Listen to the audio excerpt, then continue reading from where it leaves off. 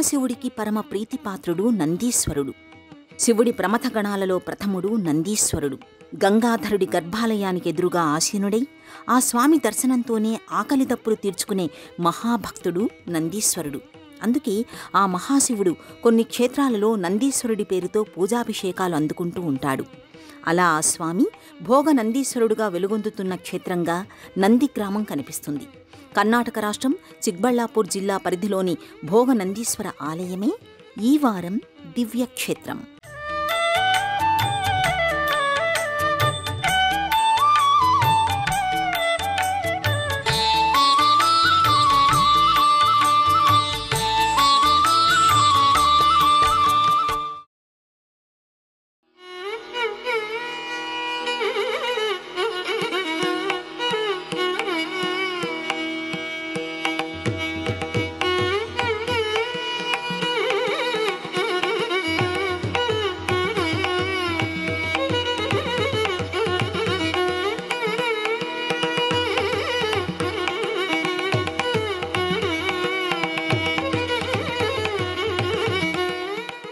ప్రాచీనమైన ఆలయాలు ఆధ్యాత్మికపరమైన కేంద్రాలుగానే కాదు, చారిత్రకపరమైన భాండాగారాలుగా కూడా కనిపిస్తాయి. ఈ ఆలయాలు భక్తి పరిమళాలను వెదజల్లడం మాత్రమే కాదు, అలనాటి సంస్కృతి సంప్రదాయాలను ఆవిష్కరిస్తూ ఉంటాయి. చరిత్ర ముడిపడిన అలాంటి ఆలయాలకు ఆశ్రమంగా కర్ణాటక కనిపిస్తుంది. ఇక్కడి చిక్బళ్ళాపూర్ జిల్లా పరిధిలో చెప్పుకోదగిన ఆలయాలు ఎన్నో ఉన్నాయి. ఆ జాబితాలో నందిగ్రామం ఒకటిగా తన ప్రత్యేకతను, ప్రాచీనతను చాటుకుంటోంది.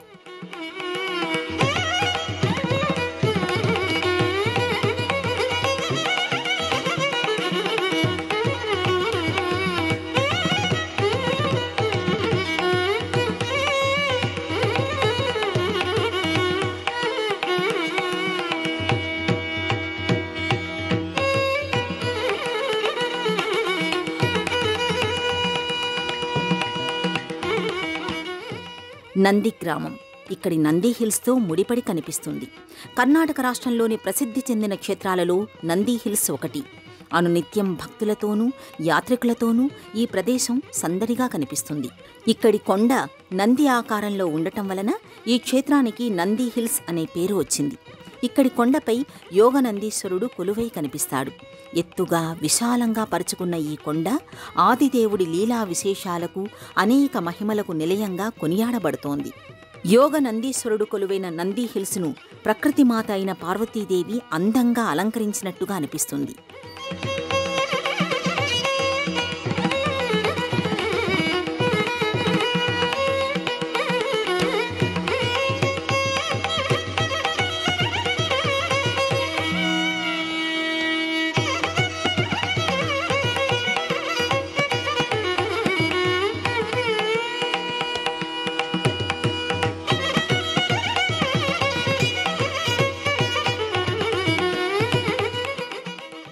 ఈ కొండపై నుంచి ఎటు చూసినా హంసల గుంపుల మాదిరిగా ఎగురుతూ మేఘాల బారులు కనిపిస్తాయి. చుట్టూ ఉన్న వనాలతో ముచ్చట్లు చెప్పడానికన్నట్టుగా జలపాతాలు జారుతూ ఉంటాయి. చల్లని గాలులు మన చెవిలో ఏవో గుసగుసలు చెప్పడానికి ప్రయత్నిస్తున్నట్టుగా అనిపిస్తాయి. ఇంతటి ఆహ్లాదకరమైన వాతావరణం ఉండటం వల్లనే ఒకప్పుడు ఈ ప్రదేశం వేసవి విడిదిగా మారింది. నంది హిల్స్ మూలాలు అర్కావతి, పొన్నైర్, పాలర్, పెన్నా నదులను తాకుతూ ఉంటాయి. ఈ కొండ నంది ఆకారంలో ఉండటం వల్లనే కాదు, సాక్షాత్తు నందీశ్వరుడు సనత్కుమారుడికి శివతత్వాన్ని, శివలీలా విశేషాలను, శివారాధన ప్రభావాన్ని గురించి వివరించిన ప్రదేశం ఇదేనని స్థలపురాణం చెబుతోంది. ఇలా పురాణ సంబంధమైన విశేషాలకు నెలవుగా కూడా ఈ ఆలయం కనిపిస్తుంది. నంది హిల్స్ దిగువ ప్రదేశమే నందిగ్రామం. ఇక్కడ భోగనందీశ్వర ఆలయం అలరారుతూ ఉంటుంది. ఈ రెండు ఆలయాలకు మధ్య దూరం 8 కిలోమీటర్లు ఉంటుంది. భోగనందీశ్వర ఆలయం, అరుణాచలేశ్వర ఆలయం ఈ రెండూ కూడా ఒకే ప్రాంగణంలో పక్కపక్కనే ఉంటాయి. అందువలన వీటిని జంట దేవాలయాలు అని అంటారు. ఇక ఆ తరువాత కాలంలో ఈ రెండు ఆలయాలకు మధ్యలో ఉమామహేశ్వర ఆలయాన్ని నిర్మించడం జరిగింది. ఒకే ప్రాంగణంలో 3 శివాలయాలు విరాజిల్లుతూ ఉండడం ఇక్కడి విశేషం.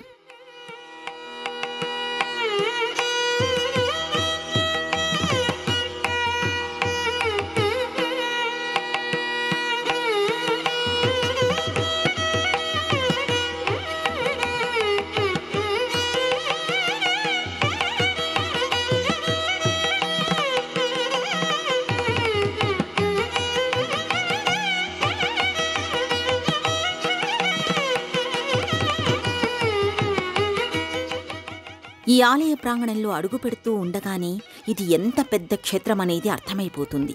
రహదారి ప్రక్కనే ఉన్న గేటు నుంచి చాలా దూరంలో ఆలయ సింహద్వారం కనిపిస్తుంది. అటూ ఇటూ పచ్చని చెట్లు, ఆహ్లాదకరమైన వాతావరణం మనసుకు ఉల్లాసాన్ని కలిగిస్తూ ఉంటాయి. సింహద్వారానికి రెండు వైపులా వందలాది స్తంభాలతో నిర్మించిన ప్రాకార మంటపాలు ఈ ఆలయ వైభవానికి నిదర్శనంగా నిలుస్తుంటాయి. ఈ ప్రాకార మంటపాల్లోకి వెళ్లి చూస్తే వీటి నిర్మాణ నైపుణ్యం ఎలాంటిదనేది అర్థమవుతుంది. కేవలం ఈ ప్రాకార మంటపాల కోసం 1400 స్తంభాలను ఉపయోగించడం విశేషం. అత్యంత పొడవైన ప్రాకారాలు కలిగిన ఆలయాలలో దీనిని ఒకటిగా చెప్పుకోవచ్చు.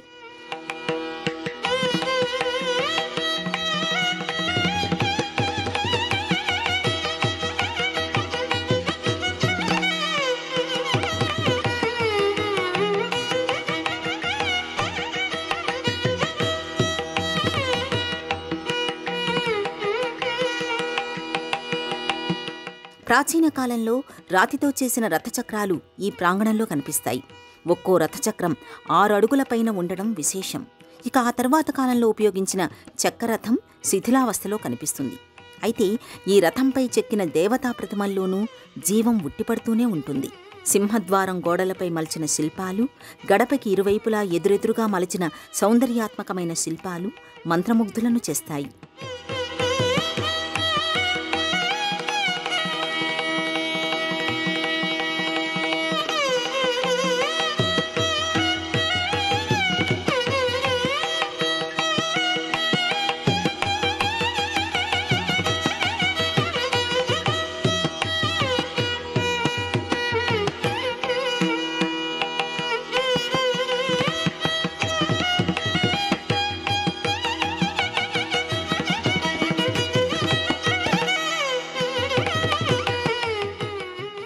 రెండు ద్వారాలను దాటుకుని లోపలికి వెళితే రాష్ట్రకూటుల కాలంలోకి అడుగుపెట్టినట్టుగా అనిపిస్తుంది.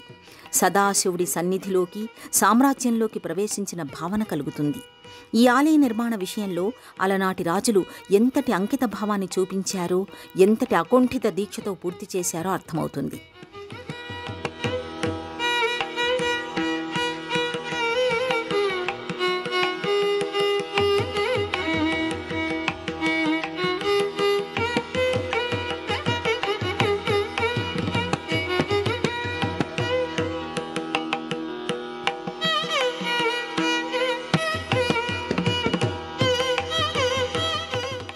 ఈ ప్రాంగణంలో ఒకవైపున భోగనందీశ్వరుడు, మరోవైపున అరుణాచలేశ్వరుడు, ఆ మధ్యలో ఉమామహేశ్వరుడి ఆలయాలు ఈ క్షేత్ర వైభవాన్ని సగర్వంగా చాటుతూ కనిపిస్తాయి. అలాగే వసంత మంటపం, కళ్యాణ మంటపం ఆ కాలం నాటి శిల్పకళా నైపుణ్యానికి అద్దం పడుతుంటాయి. భోగనందీశ్వరస్వామి ఆలయాన్ని 9-10 శతాబ్దాల మధ్యకాలంలో నిర్మించారు. రాష్ట్రకూట రాజైన గోవిందరాజ III ఈ ఆలయాన్ని నిర్మించినట్టుగా చరిత్ర చెబుతోంది.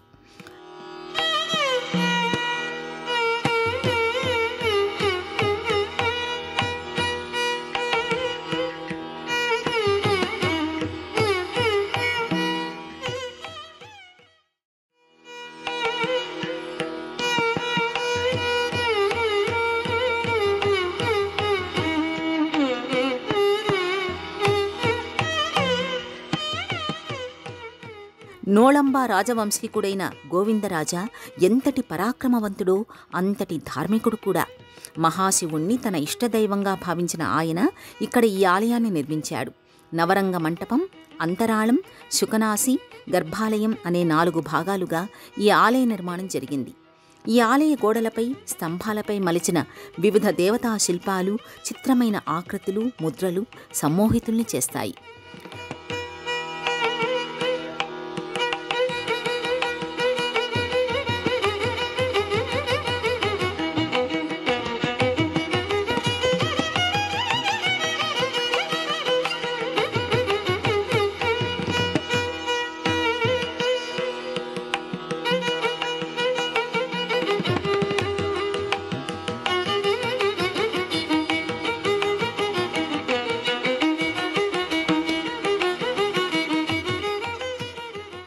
గర్భాలయంలో భారీ శివలింగం దివ్యమైన తేజస్సును వెదజల్లుతూ కనిపిస్తుంది.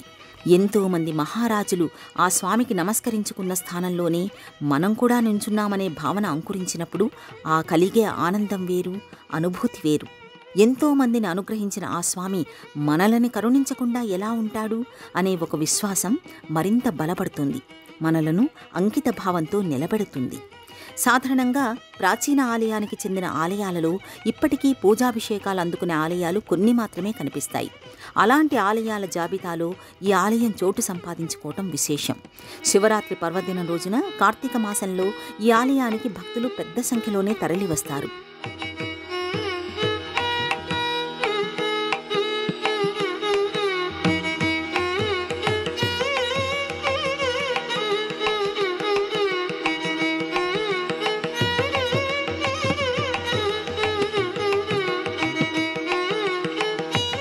ఇక ఇక్కడి శిల్పకళా వైభవాన్ని పరిశీలించడానికి, పరిశోధించడానికి నిత్యం యాత్రికులు వస్తూనే ఉంటారు. ఈ ఆలయానికి శిల్పాలను అద్దడం అనేది వేదిక క్రింది భాగం నుంచే మొదలవుతుంది. వేదిక చుట్టూ ఏనుగులు, యాలిస్ చిత్రమైన ఆకృతులను తీర్చిదిద్దారు. నవరంగ మంటపంలోని స్తంభాలను చూస్తే అక్కడ అర్థం కాని అద్భుతమేదో జరిగినట్టుగా అనిపిస్తుంది. దేవతలు, మహర్షులు, సిద్ధులు, జంతువులు, పక్షుల ప్రతిమలు ఈ శిల్పాలపై కనిపిస్తాయి. ఆలయ గోడలపై దేవీ దేవతల శిల్పాలను మలచిన తీరు కదలకుండా, కనురెప్ప వెయ్యకుండా చేస్తుంది. ఈ గోడలపై కనిపించే విండో ఆర్ట్ ఈ ఆలయం ప్రత్యేకతగా చెబుతారు. కిటికీ మాదిరిగా గాలి, వెలుతురు వెళ్లే రంధ్రాలు కనిపిస్తూనే ఉంటాయి. వాటిపై శిల్పాన్ని మలచడమే విండో ఆర్టుగా చెబుతారు. ఈ విండో ఆర్ట్కి సంబంధించిన విశేషాలను పరిశీలించడానికి విదేశాల నుంచి సైతం ఇక్కడికి యాత్రికులు వస్తుండడం ఆ ఆర్టులోని గొప్పతనంగా చెప్పుకోవలసి వస్తుంది.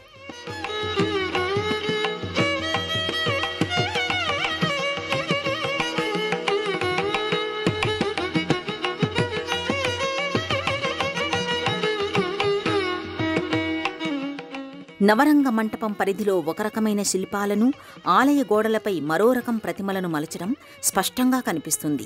ఈ ఆలయానికి అందాన్ని తీసుకొచ్చేది, వైభవాన్ని పెంచేది విమాన గోపురమేనని చెప్పాలి. అంచెలంచెలుగా కనిపించే విమాన గోపురంపై ఒక్కో వరుసలో ఒక్కో విధమైన సూక్ష్మమైన కళాకృతులను మలిచారు. వీటిని చూస్తే నిన్నగాక మొన్న వీటిని విమాన గోపురానికి అలంకరించారేమో అనిపిస్తుంది.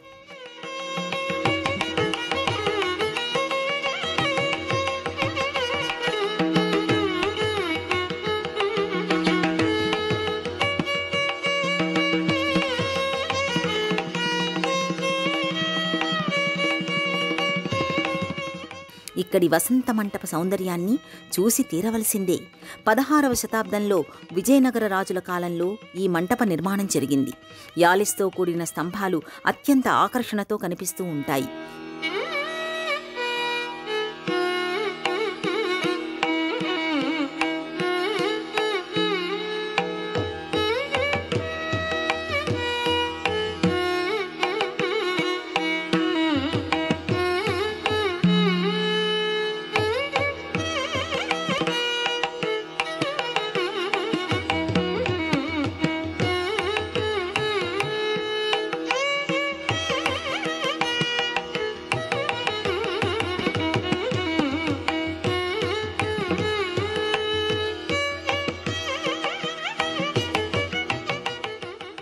ఇక ఇదే మంటపంలో ప్రత్యేకంగా మలిచిన కళ్యాణ మంటప నిర్మాణ సౌందర్యం మన కనులను కట్టిపడేస్తుంది.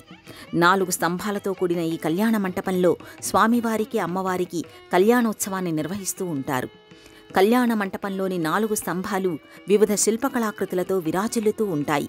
ఇక స్తంభాలపై లతలు వేలాడదీసినట్టుగా కనిపించే సుందరమైన అల్లికలు, ఆ లతలపై పక్షుల గుంపులు వాలినట్టుగా వాటి ప్రతిమలు కనిపిస్తాయి. ఈ పక్షులు లతలపై వాలాయా, లేకపోతే ఇవే స్తంభానికి లతలను అల్లుతున్నాయా అనే ఒక ఆశ్చర్యం కళ్లలోనే కొలువైపోతుంది. ఇంతటి నాజూకైన శిల్పచిత్రాలు మరోచోట కనిపించవేమో అనిపిస్తుంది.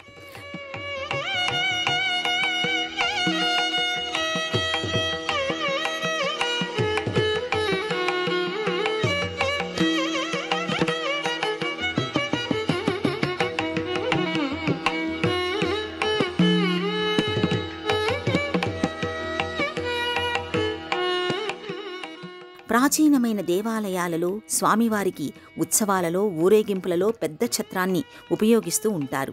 అలాంటి ఒక ఛత్రాన్ని రాతితో మలిచిన తీరు అబ్బురపరుస్తుంది.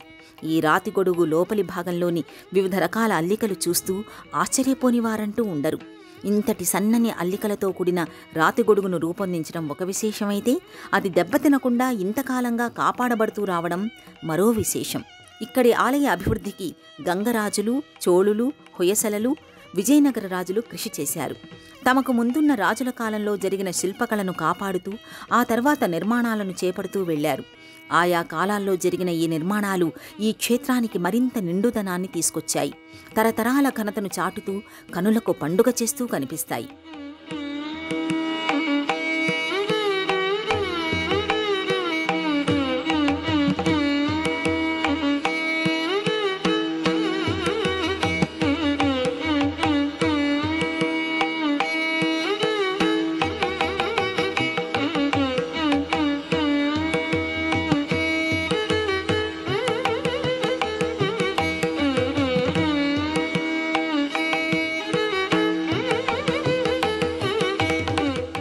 ఈ ప్రాంగణంలో నిర్మితమైన అరుణాచలేశ్వర ఆలయం కూడా అలనాటి తన వైభవాన్ని అంచెలంచెలుగా పరిచయం చేస్తుంది.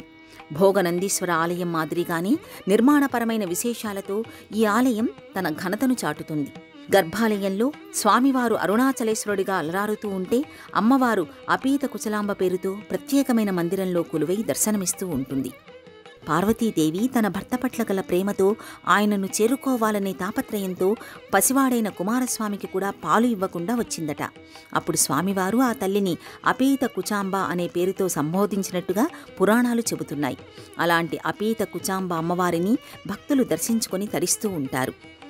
భోగనందీశ్వర అరుణాచలేశ్వర ఆలయాలకి మధ్యలో 12-13 శతాబ్దాల మధ్యకాలంలో ఉమామహేశ్వర ఆలయం నిర్మించినట్టుగా చరిత్ర చెబుతోంది. ఉమామహేశ్వరులు కొలువైన ఈ ఆలయం నిర్మాణపరంగా వైవిధ్యాన్ని కలిగి ఉంటుంది.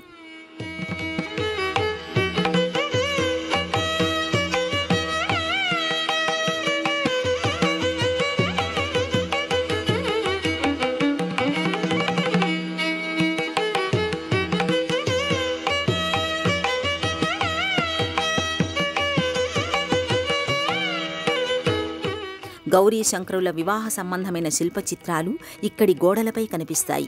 శివపార్వతుల మధ్య గల ప్రేమానురాగాలకు కొలమానమే లేదు. అలాంటి ఆది దంపతులను దర్శించుకోవడానికి ఇక్కడికి నూతన దంపతులు ఎక్కువగా వస్తుంటారు. ఇక్కడి ఆలయాలు శివలీలా విశేషాలకు సంబంధించిన వివిధ దశలకు సంకేతమని అంటారు.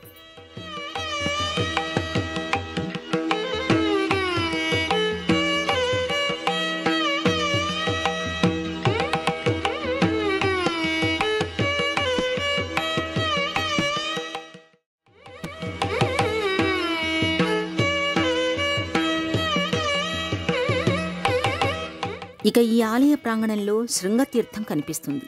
చాలా విశాలమైనదిగా కనిపించే ఈ కోనేరును తన కొమ్ములతో నందీశ్వరుడు తవ్వాడని, అందువల్లనే ఈ కోనేరుకు శృంగతీర్థం అనే పేరు వచ్చిందని అంటారు. విజయనగర రాజుల కాలంలోనే ఈ కోనేరును నిర్మించారని చెబుతారు. 4 వైపులా మెట్లను కలిగిన ఈ కోనేరు ఈ క్షేత్ర వైభవానికి అద్దం పట్టే అంశాలలో ఒకటిగా కనిపిస్తుంది. భోగనందీశ్వరుడి ఆలయం అరుదైన శిల్పకళను ఆవిష్కరించిన వేదిక. ఇక్కడి రాతి స్తంభాలపై మలిచిన అప్సరసల శిల్పాలు, స్తంభాలపై లతల అల్లిక, వాటిపై పక్షులు గుంపులుగా వాలినట్టుగా తీర్చిదిద్దిన శిల్పాలు, ఏకశిలతో మలిచిన ఛత్రం, విండో ఆర్టుగా చెప్పబడే రాతి కిటికీలపై అద్భుత ఆవిష్కరణలు కంటి తెరలపై, మనసు పొరలలో ఎప్పటికీ గుర్తుండిపోతాయి.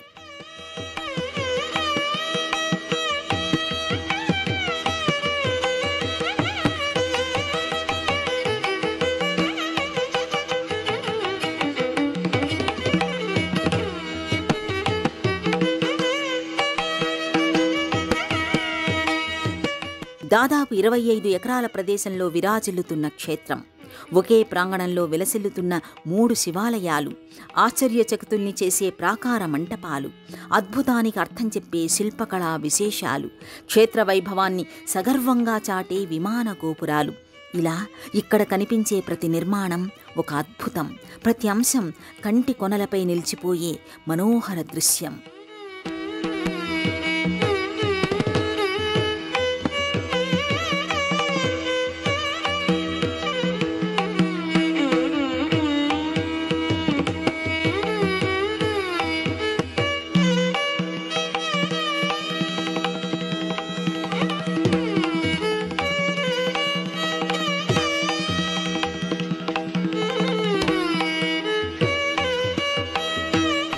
భోగనందీశ్వరుడు, అరుణాచలేశ్వరుడు, ఉమామహేశ్వరుడు ఒకే ప్రాంగణంలో కొలువైన ముక్కంటి ఆలయాలు. ప్రతి ఆలయం ఆయా రాజుల కాలంలోని అపూర్వమైన శిల్పకళకు ఆనవాళ్లు, అనేక చారిత్రక సంఘటనలకు నిలయాలు, ఈ నీలకంఠుడి నివాసాలు. అలాంటి ఈ క్షేత్రం ప్రతి మనసును ఉత్సాహపరుస్తుంది, ప్రతి హృదయాన్ని ఉద్యానవనంగా మారుస్తుంది. కర్ణాటక రాష్ట్ర రాజధాని అయిన బెంగుళూరుకు దేశంలోని అన్ని ప్రధానమైన నగరాల నుండి రోడ్డు, రైలు, విమాన మార్గాలు ఉన్నాయి.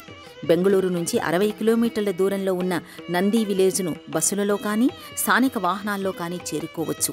భోగ నందీశ్వర దివ్యక్షేత్రాన్ని కనులారా తిలకించి పులకించవచ్చు.